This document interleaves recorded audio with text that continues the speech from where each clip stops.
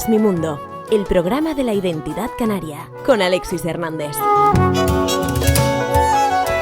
Saludos mis queridas amigas y amigos, gracias por estar, acompañarme y dejarse acompañar. Vamos a comenzar nuestro Canarias Mi Mundo, vamos a poder presentar oficialmente, digámoslo así, la última creación de mi queridísimo Ramón Alemán, este corrector de estilo de textos que ha editado 50 sonetos lingüísticos, una verdadera joya que vamos a descubrir, espero que así sea, en este programa de hoy. Comenzamos, Canarias Mi Mundo.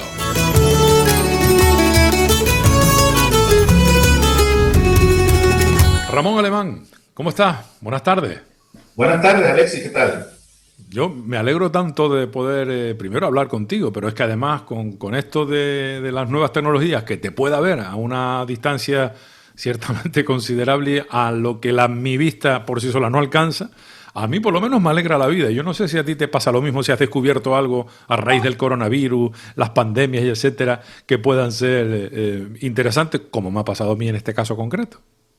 Hombre, a mí me alegra muchísimo verte y respecto a este nuevo mundo del Zoom y no he caído mucho en ello. He tenido algunas reuniones en Zoom, algunos encuentros familiares, pero muy poca cosa, la verdad. No me he convertido en un adicto a las videoconferencias. Bueno, adicto no, pero utilizarla sí, claro. Pero poco. Para el trabajo, poco. Bueno, tú como corrector de texto no me digas que todo lo haces a mano. No, todo no se hace mal. ¿Tú ves? No, vamos a ver, de hecho el trabajo de corrección de texto, yo no sé cómo se haría en el pasado. Cuando digo el pasado me refiero a hace 30, 40 años. Pero yo no me imagino hacer un trabajo de corrección sin el programa Word, por ejemplo. O tener un contacto con los clientes como el que tengo yo, pero no como el que tengo durante estos días de pandemia, sino desde que me dedico profesionalmente a la corrección, que es prácticamente todo el contacto por correo electrónico. Entonces, realmente para mí el teletrabajo es algo que no es ninguna novedad, la verdad. Ya era propio de mis actividades hace bastante tiempo. Bueno, salvo en ese sentido, que veo que no te ha sorprendido demasiado, ¿te ha afectado de alguna manera tu vida laboral este pseudo parón? Para algunos ha sido todo lo contrario de estos 2-3 meses aproximadamente, un poquito más incluso. Sí, hubo un parón, sobre todo en abril, se paró bastante la actividad. Yo tengo algunos clientes para los que hago correcciones que son instituciones públicas, entonces ahí la cosa se paró bastante, pero después en las últimas semanas esto ha sido un volcán de trabajo y estoy realmente un poco preguntándome cómo lo voy a hacer, cómo voy a poder afrontar ese trabajo, pero sí que hay trabajo. Incluso estoy corrigiendo algunos textos que son de instituciones públicas y que tienen que ver con planes de contingencia relacionados con la COVID. Apertura de algunos establecimientos, centros públicos, etc. Aprovecho para, antes de hablar de tu libro, que hubiera dicho Paco Umbral hace rato, señor, yo he venido aquí a hablar de mi libro, como le dijo Mercedes Milá en aquella célebre entrevista. Por cierto, ¿tú le llegaste a ver? ¿La entrevista esa de Paco Umbral? Sí, aquella de Paco Umbral. Yo recuerdo aquel momento, aquella escena, yo era un chiquillo y recuerdo... Lo he buscado por YouTube, sí, aquello ocurrió realmente. Sí, claro que ocurrió. Yo fui uno de los, me imagino que millones de... Bueno, no sé si en aquel entonces había millones de televisores en España, pero yo tuve la suerte de que estaba frente a uno. Bueno, hablando de tu libro y para introducirlo como tal, por cierto, un libro que se titula 50 sonetos lingüísticos, una auténtica maravilla con unas ilustraciones y un montón de detalles de los que vamos a entrar ahora. Digo que como a modo introductorio, ¿qué es eso? ¿Qué opinión te merece a ti como corrector si te lo encuentras en un texto, la expresión de la nueva normalidad? Porque a mí me llama mucho la atención. Sí, llama un poco la atención, pero yo en su momento la analicé como oxímoron. Oxímoron es aquellas palabras que son que expresan ideas contrarias, ¿no? Un silencio atronador, etcétera, ¿no? Si lo normal es lo habitual, es aquello a lo que estamos acostumbrados, es lo que entra dentro de la norma, pues se llama normal. Exacto. Pues, si es nueva normalidad, tan normal no es, puesto que es nueva. Pero creo que es una expresión, también en cuanto a las expresiones, ya sean nuevas o viejas, también hay que tener en cuenta dos cuestiones. Una, si es expresiva, Sí. y esta lo es, desde luego llama la atención. Sí. Y dos, si va a tener éxito, o si lo tiene. Si esta tiene éxito, se queda. Tenemos un montón de expresiones que son horrendas y que se han quedado a lo largo de los siglos, pues si se quedaron por algo será porque a la gente le gusta. Yo me acuerdo durante un tipo de una discusión, o hubo gente que en el ámbito de la lingüística que se ponían de los nervios con la expresión sí o sí. Sí o sí. Sí o sí. O la de tal cosa no, lo siguiente. Ah, es que Bueno, esa está de moda todavía, ¿no? estamos estropeando el idioma, bueno, estamos estropeando el idioma, llevamos estropeando siglos, por eso se crean los idiomas, ¿no? O sea, vamos a ver, que a ti no te guste la expresión, significa, si tiene éxito se queda, eso está clarísimo. Y a mí nueva normalidad me parece bastante precisa, o sea, se refiere a una cosa, pura y exclusivamente, que es a la situación en la que estamos entrando en estos momentos. Por lo tanto, me parece bien, a mí no me disgusta. Desde luego. Bueno, hablemos de tu libro. 50 sonetos lingüísticos.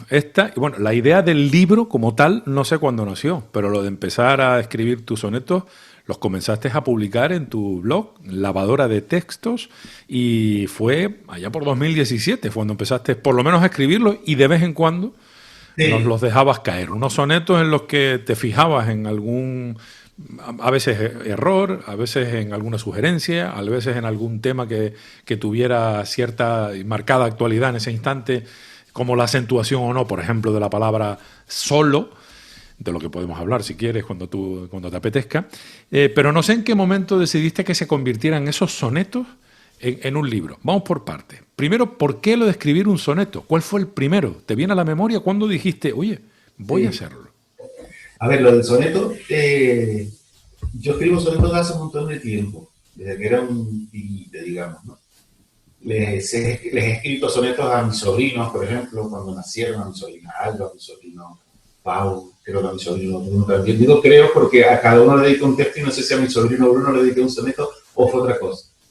He escrito sonetos de amor también. Y es una fórmula poética que a mí no me resulta demasiado complicada de hacer y además me entretiene mucho hacerla. Es como si se puede hacer un crucigrama muy largo, claro, o un puzzle, lo que sea. Entonces, respecto al blog Lavadora de Textos, yo llevo publicando artículos en ese blog desde el año 2011 y la verdad es que yo tenía con ese blog dos sentimientos no precisamente buenos y eran los siguientes. Por una parte me preguntaba si no estaría predicando en el desierto. O sea, el desierto se lo leerá a alguien. Porque a veces eran unos tochazos porque la oración causal, explicativa y la coma y a pesar de que intentaba que esos textos fueran relativamente entretenidos, pero no sabía si lo leía a alguien. Y por otra parte, a veces también me costaba encontrar un asunto del que hablar, porque al final ya has hablado de todo, de gramática, de sintaxis, de puntuación, de ortografía, etc. Entonces, mezclar esas dos cosas, eso de qué hablo y qué fin tiene esto, este blog. Y por otra parte, como me gustaba el escribir sonetos, un día, no sé cómo fue, me dio por escribir un soneto dedicado a la coma del vocativo, que es una coma que casi nadie pone, en los correos electrónicos se puede ver, que es esa coma de hola Alexi. Entre hola y Alexi tiene una coma, o oh Dios mío. Cada vez que utilizas un nombre o un pronombre o algo para dirigirte a alguien, tiene que ir una coma, ¿no? Porque es un vocativo. Entonces escribí ese soneto y el resultado fue bueno porque lo publiqué en el blog y después lo compartí en las redes sociales. Entonces la gente reaccionó como yo esperaba y les hizo gracia. Les pareció gracioso que se pudiera dedicar un soneto a una cuestión tan prosaica como la puntuación, ¿no? Bueno, pero fue además muy pedagógico, ¿eh? Yo pongo esa coma después de haberlo leído, fíjate. En mi caso muy particular, debo reconocerlo públicamente. ¿Sí? Entonces, por lo menos funcionó. Desde que desde que dé resultado con una persona, me considero pagado. Por lo cual, yo creo que sí. De hecho, si no me equivoco, es el Bócame, coma, ¿no? Este es el título de tu soneto. No es el primero del libro, pero sí es el primero que escribí yo en el blog. Ok. Y a raíz de ahí parece que el éxito, sí, es curioso, ¿no? En las redes sociales, el que más te llamó la atención, por lo que te estoy entendiendo, ¿no? Perdona que no te entendí. Digo que me imagino que fue a raíz de ver la repercusión a través de redes sociales, que es curioso, ¿no? Cómo te engancha además a por un segundo, ¿no? A la gente le hizo gracia, les llamó la atención el hecho de que se escribió un soneto sobre ese asunto. Y claro, estas cosas al final son, como dicen ahora los modernos, tiene que haber un feedback. Feedback. O sea, que en español, que en español diríamos un toma y daca, una contraprestación, una correspondencia, en fin. Exacto. Tú haces un esfuerzo, digamos, por decirlo así, que a mí nadie me obliga a escribir el soneto, pero haces el esfuerzo de escribirlo y la gente te responde diciendo que divertido, que bien, lo comparte y te dicen, oye, pues valió la pena, como si decía Marc Anthony, ¿no? Entonces, a partir de ahí empecé a escribir 2, 3, 4, 5, y cuando llevaba, creo que 25 por ahí, lo hablé con un editor de Madrid, que es un corrector de textos y miembro de la FUDE, un tipo fantástico que se llama Alex Herrero. Él es el culpable en buena parte de que este libro exista, ¿no? Y realmente la culpabilidad es colectiva, porque han intervenido más personas, pero bueno, la decisión de que el libro se publicaba fue de él. Yo le mandé un correo y le dije, Alex, ¿qué te parece si convertimos esto en un libro? Le di la idea de un soneto con un texto en prosa. Y claro, yo me esperaba que él me fuera a responder pues al día siguiente, diciendo, planteándome, bueno, vamos a ver cómo está el panorama nuestro para el próximo año y tal. Y me puso, adelante. Así, ya está, adelante. Entonces, claro, eso me obligó a escribir otros 25 sonetos más, porque un libro de 25 sonetos queda como muy... Casi un fascículo. Sí, entonces dije, bueno, pues vamos a llegar a los 50 y llegué a los 50 y salió para adelante. Y después empecé a pedir otras colaboraciones que fueron fantásticas también, que podemos hablar de ellas. Desde luego, pero hay que tener en cuenta que no estamos hablando de un libro de 50 páginas, por el hecho de que tengan 50 sonetos, efectivamente, porque hay un soneto, bueno, hay 50 sonetos, eso es cierto, pero además te has molestado en explicar en prosa o en argumentar todo lo que rodea a ese soneto en concreto. O sea que hay un libro francamente de consulta, ¿eh? Además de muy entretenido y divertido, me parece. La intención... Desde el punto de vista lingüístico es un libro muy completo. Qué pena que así no se nos enseñara la ortografía, la morfología. Sería muy complicado, pero yo creo que mucho más efectivo, me parece, Ramón. Debe ser, ¿no? Dicen que las cosas en verso entran más fácil, ¿no? Bueno, de hecho las publicidades, muchas tienen una pequeña, o las tenían en el pasado, ¿no? Una pequeña rima de Big Naranja escribe fino, Big Cristal escribe normal, esas cosas que te van entrando, ¿no? Pues sí. Ramón, nos estamos haciendo mayores, Ramón. Demasiado. Bueno, la intención del libro en un principio es entretener, pero ese entretenimiento siempre, porque eso es algo que también he hecho a lo largo de los años que yo cuando elaborador de texto y los otros 2 libros que he publicado, es que la información que se dé sea rigurosa desde el punto de vista lingüístico. O sea, yo no estoy dando ni mi opinión, ni, bueno, a veces doy alguna opinión, pero una opinión que yo considero fundamentada, ¿no? Ahora te pongo un ejemplo. Pero por lo general siempre es basado en fundamentos, tanto de la Real Academia como de todos los que yo denomino guardianes de la lengua, ¿no? José Martínez de Sousa, Humberto Hernández... A los que nombras también en el libro. Claro, sí, sí. De hecho, a algunos de ellos les dedico su propio soneto, ¿no? El propio Humberto. Cuando yo doy mis opiniones es en cuestiones, por ejemplo, hay un uso que se está extendiendo de forma inevitable, que es el uso del verbo haber cuando es impersonal como personal, que es habían muchas personas. Habían, en plural, muchas ¿no? personas. A ver, yo cuando corrijo un texto, yo corrijo ese error, pero yo sé que esa batalla está perdida porque en toda la cordillera andina ya hay decenas y decenas de millones de personas que utilizan esa forma. En España se está extendiendo, la juventud también. Entonces, en mi opinión, yo tengo un soneto que es el tiempo esculpidor de nuestro idioma. Y entonces ahí yo doy una opinión. Yo digo, vamos a ver, tú me preguntas a mí qué es lo correcto. Lo correcto es había 10.000 personas. Pero mi opinión es que dentro de 100 años eso no será correcto. Pero claro, como dentro de 100 años yo no voy a estar, pues solamente puedo hacer una opinión. Bueno, pues está muy bien. En ese sentido, planteaste el libro en un momento dado también como un libro perfectamente argumentado y para eso ya no solo te valías de tus sonetos, sino de esa prosa en la que explicas rigurosamente la norma implicada en el propio soneto, ¿no? ¿Fue tu método de trabajo o este fue el enfoque que quisiste darle a posteriori? No, cuando los sonetos los publiqué en el blog, cuando los fui publicando paulatinamente en el blog, yo veía que el soneto no siempre da una explicación total, porque es normal, en un poema no puedes dar una explicación que a veces es muy compleja. Entonces yo ponía llamadas de notas, 1, 2, 3, y debajo, al final del soneto explicaba, lo que quiero decir aquí es que tú, y entonces yo lo que hice en el libro fue convertir esas llamadas de notas, esas notas al pie, convertirlas en un texto más amplio. Y en aquellos sonetos en los que en el blog no había utilizado notas al pie, aún así expliqué, a mí dice que la explicación son cortas, 2 párrafos, pero en otros casos nunca superior a una página. Siempre es en la página par el soneto y en la página impar la explicación en prosa.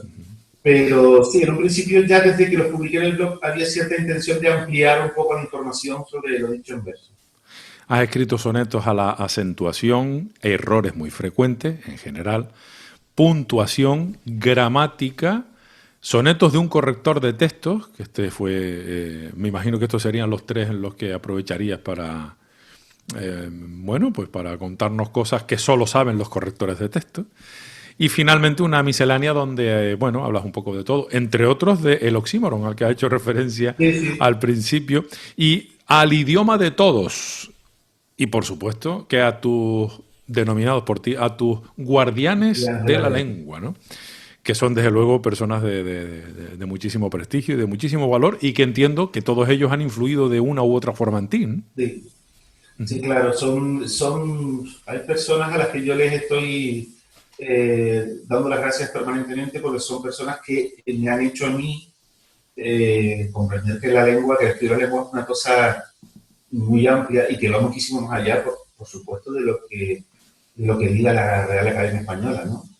Entonces, esas personas son, ya antes que lo nombré, Humberto Hernández, Manuel Seco, que es miembro de la Real Academia Española, pero que él tiene su propia opinión y él lo dice en sus obras.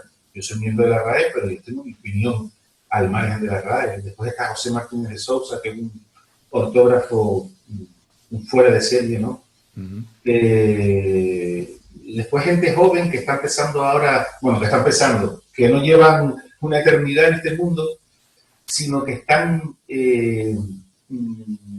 empezando a hacerse notar o llevan unos años exponiendo su trabajo en las redes sociales. Son gente como Paulina Chavira, que es una correctora mexicana a la que yo conocí a través de las redes sociales y a la que no conozco en persona, pero es como si la conociera porque somos muy, muy amigos virtuales. El propio Alex Herrero, que es el editor del libro, que es corrector de textos también. Lola Pons, que es una catedrática de la Universidad de Sevilla, que es una fuera de serie. Son gente joven que está, digamos, tomando el relevo de esos grandes maestros como Manuel Seco, como Humberto Hernández, como Alberto Gómez Pons, etc. Incluso les mantienes el cariño y el respeto, a pesar de que incluso digo, a veces no comparta su opinión, como la acentuación o la tilde, si la lleva o si no la lleva, por ejemplo, una palabra como guión. Exacto, claro, sí, por ejemplo, Martínez de Sousa y Seco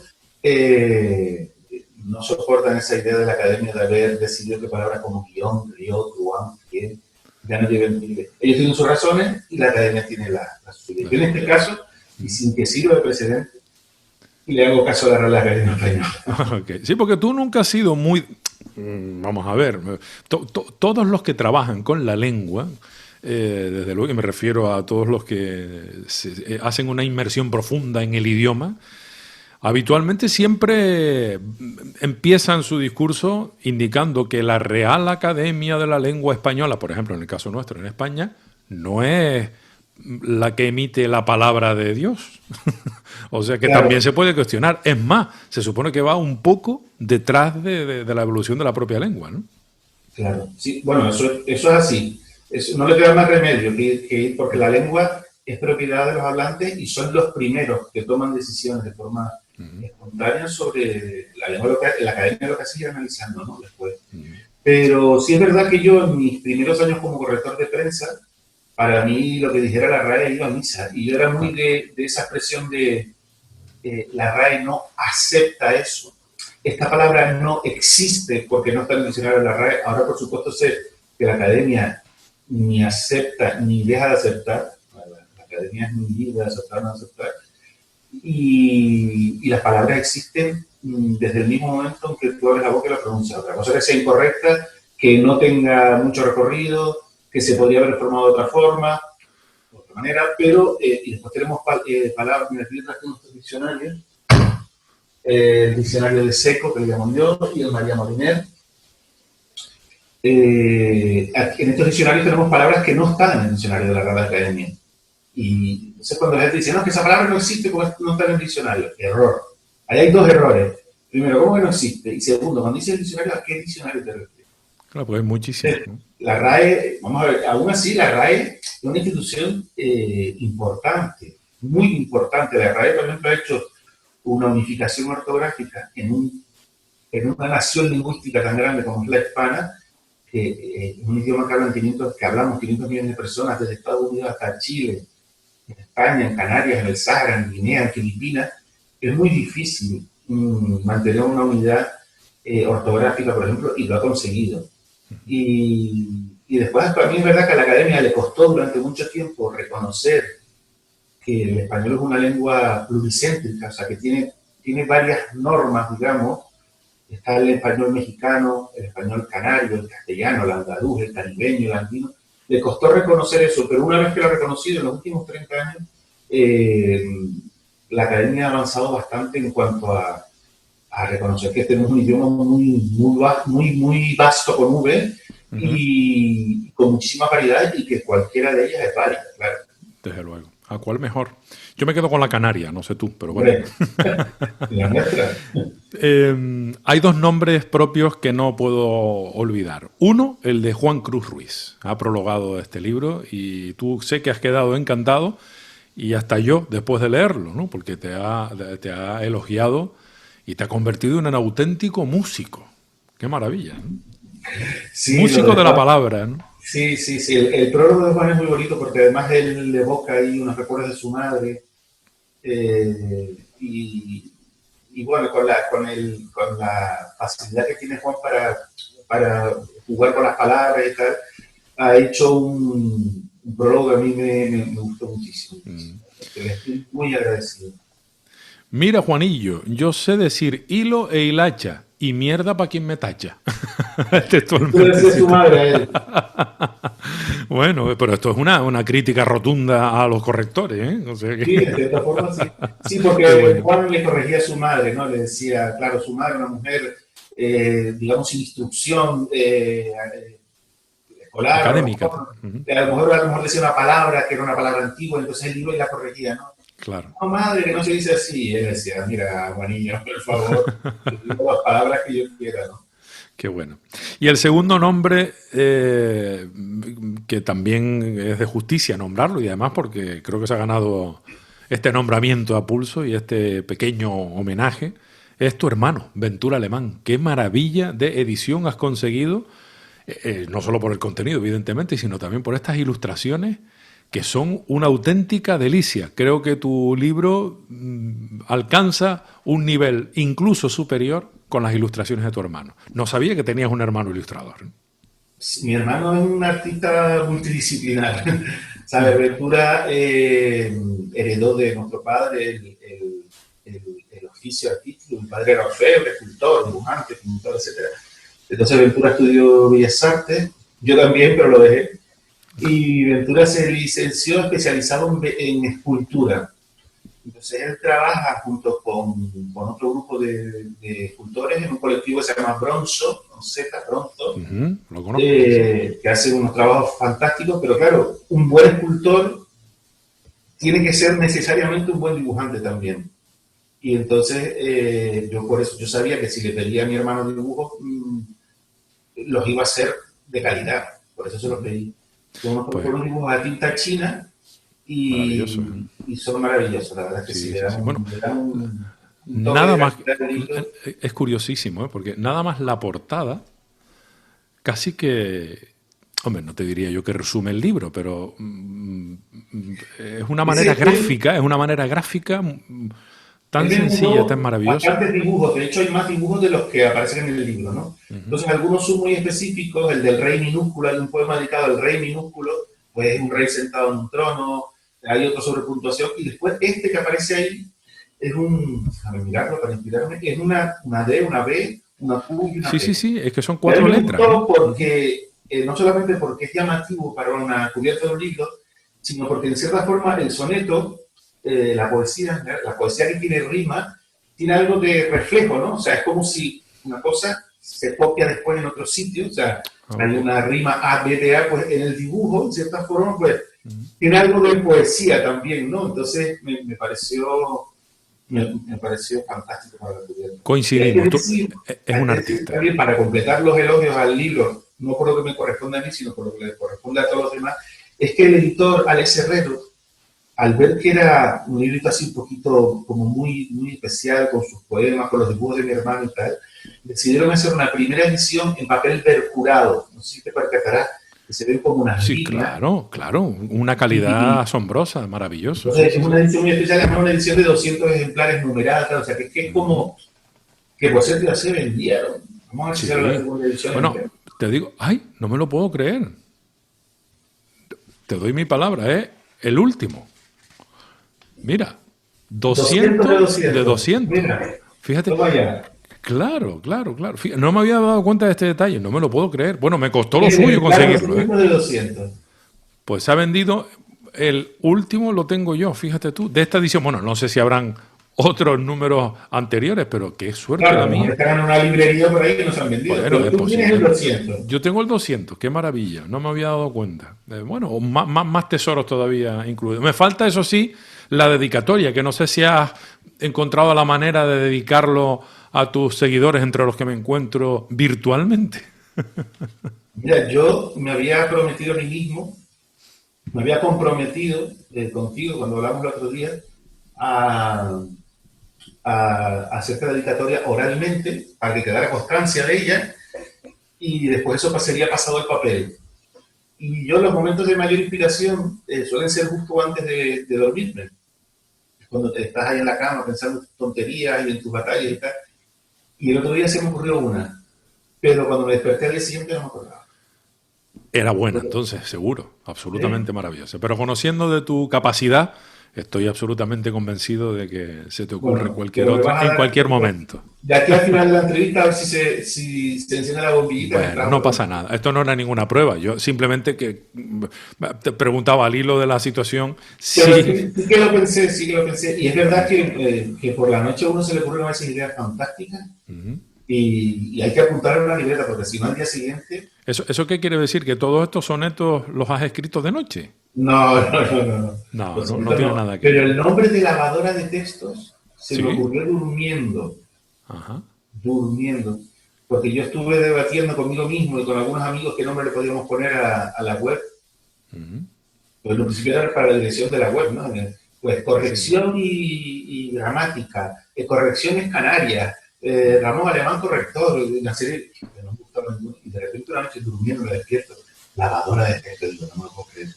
Sí, bueno, hace poco además he visto una foto publicada, no recuerdo en qué medio, si fue una red social o si fue un periódico, en la que tú gráficamente y físicamente pues estás representando, ¿no?, el nombre de tu blog y de tu marca, de tu empresa, que es la lavadora de textos, ¿no? Esa foto la hizo Andrés Gutiérrez para... sí, hombre, Andrés, exacto, sí. Para el diario El Aviso. Genial, sí, señor. En el año 2011, cuando salió el blog, sí. Sí, señor. Ramón, cuéntame, ¿qué te pasa con Pérez Reverte? Lo persigues por las redes sociales. ¿Le dedicas hasta un soneto? Bueno, a él no, al... Sí, a él. Bueno, es a él. Es que hace poco también te he leído que también en las redes sociales, a través de Twitter, creo recordar, intervienes acerca de una intervención a su vez que él tuvo respecto a un ministro, corrigiéndolo. Pérez Reverte. Bueno, las personas a las que no conocemos, porque yo no lo conozco a él, pero que se exponen públicamente, pueden generar en las otras personas ciertos grados de antipatía o de simpatía. Y yo reconozco que a mí Pérez Reverte es una persona que me produce antipatía. lo reconozco de entrada. De manera espontáneamente o...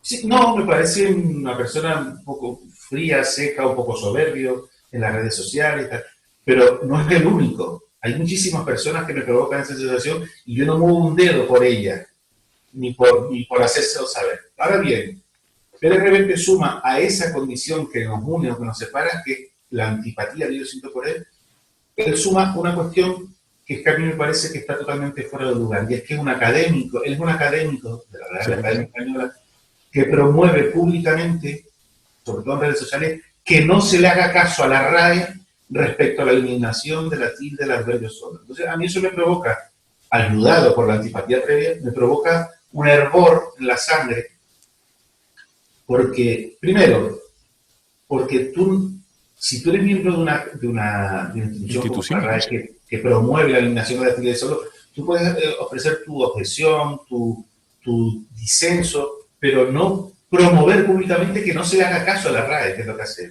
Y segundo, al hacerlo, estás demostrando que no conoce una ley de acentuación que se llama la ley de acentuación diacrítica, una regla, que es aquella por la cual se ha eliminado la tilde de solo. Mira, hay un lingüista que se llama Alex Grigelmo, que publica mucho en El País, etcétera, que él le pone tilde a solo. Y entonces él hace unos años publicó un artículo en el que él decía, llamaba esa tilde la tilde nostálgica o algo así. Él decía, yo entiendo que no debe llevar tilde solo, pero tengo 60 y pico años, con todo lo que tenga, por favor, no me pidan que se la quite. A mí eso me parece maravilloso, gracioso, ocurrente, incluso te hace hasta perdonarlo. Pon la tilde de solo si quieres. Pero cuando lo haces con soberbia, con prepotencia, diciendo no le hagas caso a la RAE, si lo dice uno a la RAE, ya ahí es que eso puede con bueno. Y entonces yo cada vez que veo que él hace una barbaridad en las redes sociales no me corto un pelo. Y el otro día hizo una cosa que fue poner a parir, con perdón, al ministro Salvador Illa porque utilizó el verbo interlocutar. Y entonces él lo criticaba por utilizar un verbo como muy raro, pero al hacerlo, él utilizaba de una forma muy irregular un verbo intransitivo. Lo utilizaba como transitivo. Y dije, guau, está bien, ¿no? Y aquello, y me reí mucho, porque además el tweet tuvo muchos retweets, comentarios. Sí. Él respondió, tal, estuvo muy chévere. Tienes que reconocer que la etapa en la que nos toca vivir, en la que la tecnología yo creo que está todavía comenzando a expandirse y a crecer de una manera exponencial. Todavía estamos en los comienzos, me da a mí la sensación. Sí. Nos abre una cantidad de posibilidades casi infinitas, ¿no? Y tú lo has vivido en tus propias carnes, tú lo has podido experimentar precisamente con saber que emitir un juicio, una valoración, hacerlo público a través de una red social se puede convertir en un auténtico fenómeno viral que llegue a millones de personas en cualquier parte del mundo, que te entienda, evidentemente, que conozca tu lenguaje. Esto era impensable, tal y como apuntabas antes, y eso yo no sé si en alguna medida te ha influido en tu trabajo. Es decir, ¿eres todavía más cuidadoso y más puntilloso en el ejercicio de la profesión a cuenta de poderte exponer públicamente e incluso permitirte el lujo a veces de poder incluso criticar a otros profesionales? A ver, yo siempre, pero desde los tiempos del SMS, cuando todavía no existía prácticamente el Internet, yo intentaba escribirlos correctamente, aunque no admitían tilde, pero el resto sí, escribir siempre correctamente. Eso es algo que siempre he intentado hacer, y cuando escribí una carta, cuando empecé a escribir correo electrónico. Pero también te digo que, que las cosas no han cambiado tanto, o sea, ha cambiado la exposición al público, pero digamos, las reglas de conducta siguen siendo las mismas de siempre. Por eso a mí, y volviendo ya por última vez a Pérez Reverte, me parece que su forma de actuar es un poco improcedente, en el sentido de no me bajo del burro porque esto es así, esto es así. Yo tengo un ejemplo relacionado conmigo mismo. Una vez yo vi en Twitter, la primera vez que yo vi el verbo, o la palabra, no era un verbo, déjame ver si lo recuerdo, el sustantivo resiliencia. Resiliencia, ok. Resiliencia, entonces. Santa Cruz se postulaba ante las Naciones Unidas para ser declarada ciudad resiliente. Yo me quedé flipado, busqué y vi que era, bueno, venía puesto un poco de de la capacidad que ha tenido Santa Cruz para recuperarse, no solo de catástrofes del pasado, sino concretamente del 31M y de la tormenta Delta y tal, ¿no? Entonces yo inmediatamente me puse a hablar y digo, ¿pero por qué utilizan palabras tan raras? Digo, pon resistente, pon tal, y después de haber hecho el tweet, empecé a investigar y veo que en algunos diccionarios ya estaba esa palabra. Vi de dónde venía, viene del inglés, vi qué significa flexibilidad, que es un concepto de la mecánica, que es, por ejemplo, un elástico es resiliente, lo tira y vuelve a su sitio. Entonces la resiliencia en el ámbito de los humanos es la capacidad de reponerse de un daño hecho. Una ciudad sería la capacidad de volver al estado anterior de un huracán, por ejemplo. Entonces me di cuenta de que yo había cometido un error. Y yo digo, ¿qué es lo que hice? Mantenerme en mis 13. No, al día siguiente publiqué un artículo en mi blog en el que decía, apoderándome de un antetítulo de unos artículos de opinión que escribía Alfonso González, sí, pero que él a su vez lo había copiado otro autor, él me lo explicó. Retiro lo escrito. 2 puntos. Me gusta la palabra resiliencia. Entonces yo admití mi error, admití que me había equivocado, expliqué todo el proceso de mi metedura de pata, de por qué yo había hecho esto, cómo me fui dando cuenta de que había sido un error criticar el uso de esa palabra. Y de hecho ahora, esto te estoy hablando hace 8 o 9 años, o 7, pero en la actualidad es una palabra que se utiliza cada vez más y que tiene un significado específico. No es lo mismo que resistencia. No es lo mismo ser resistente que resiliente. O sea que, en fin, yo creo que... Entonces, ¿a dónde quiero llegar? A que, sí, las redes sociales lo que nos hacen es estar más expuestos, pero la conducta tiene que ser la misma que si estuvieras delante de 5 amigos en un bar. O sea, ser lo más honrado posible, y todos tenemos nuestro punto de soberbia y de vanidad y tal, pero intentar controlarlo, ¿no? Pues lo mismo. El problema es que las consecuencias de esos actos, ya sean honrados o soberbios o tal, se ven en muchos más sitios que si fueran que en una reunión de un bar con unos amigos. Querido amigo Ramón, en 2011 publicaste Lavadora de Textos, en 2017 fue La Duda, el Sentido Común y otras herramientas para escribir bien. En 2019, ¿no?, fue cuando se publicó exactamente, fue presentado este magnífico 50 sonetos lingüísticos. ¿Cuál es el siguiente que tienes en mente, si es que tienes alguno en este momento? ¿Una segunda parte, otros 50 sonetos más, o quieres ir en otra línea, o por ahora las cosas están bien? No, perdón, el depósito legal corresponde a 2020. Sí, 2020, no. 2019 era la fecha, el 18 de noviembre, en la que se publicó. Sí, de la introducción del prólogo. La introducción, el prólogo. Sí, el libro es de 2020. Bueno, mira, viene un libro nuevo, viene una segunda parte, viene algo más. El confinamiento, como yo te comenté que en abril, por ahí tuve un par de semanitas que tuve muy poca actividad, me dediqué a seguir escribiendo sonetos, y publiqué otros 10 más, algo así en el blog, llegué a 60. Entonces, hablando con el editor, con Alex Herrero, que me dijo, bueno, las ventas van dentro de lo que cabe bien, se vendió bastante bien en Amazon durante el confinamiento y tal. Dice, a lo mejor algún día haremos una segunda edición. Entonces le comenté, oye, si hacemos una segunda edición, pues ya había comentado que había visto algunos errores, digo, te voy a mandar algunas cositas que he visto, una coma que falta aquí para la segunda edición. Y digo, oye, Alex, y si añadimos 10 poemas más, y ya serían 60 sonetos lingüísticos, me dijo, no, eso ya es otra obra, porque tiene otro título, tiene otro contenido, no es una segunda edición de una obra anterior. Entonces me dijo, mira, Ramón, llega a 100 y sacamos otro. Digo, bueno. Pero, ¿y cómo lo titularás? ¿Otros 50 sonetos lingüísticos? No lo sé, sería... llegará, ¿no? Volumen 2. Bueno, al ritmo que vas produciendo en estos meses 10, pues por los cálculos, lo mismo puede ser un buen regalo de Navidad. Pero en un principio no tengo, bueno, ni intención de llegar a cierto momento, ni tampoco tengo en mente. He pensado, porque yo como me rodeo a menudo, intento rodearme lo más que puedo de los seres maravillosos que son los niños, a partir de ciertas edades, los que berrean y eso no, yo digo gente ya con cesera ya, y son gente fantástica, a la que se les puede explicar las cosas que son como esponjas y tal. He pensado más de una vez escribir una especie de gramática general para niños, ¿no? Gramática general para niños, vaya. Pero después pienso, eso tiene que ser un trabajo tan grande porque tiene su...